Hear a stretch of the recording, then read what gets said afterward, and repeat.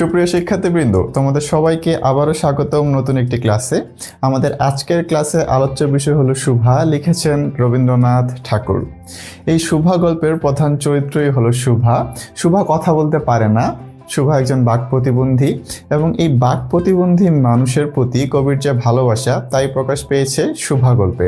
চলো দেরি না করে শুরু করি আমাদের আজকের আলোচনা শুভা।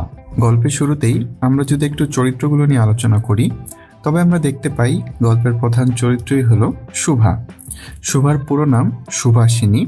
গল্পে আমরা কোথাও কোথাও সুভাষিনীকে শুভা, সু কিংবা শুভি নামেও দেখতে পারবো। শুভা কথা বলতে পারে না। শুভার দুই বোন রয়েছে, তাদের নাম সুকেশিনী ও সুহাসিনী। শুভার বাবা বাণীকণ্ঠ। গল্পে আমরা শুভার আরও দুই বন্ধুকে দেখতে পাবো, অর্থাৎ দুটি গাভী, সর্বশী ও পাঙ্গুলি। এছাড়াও রয়েছে ছাগল ও বিড়ালের বাচ্চা। গল্পে আমরা আরও একটি চরিত্র দেখতে পাবো, তার নাম প্রতাপ। তো চলো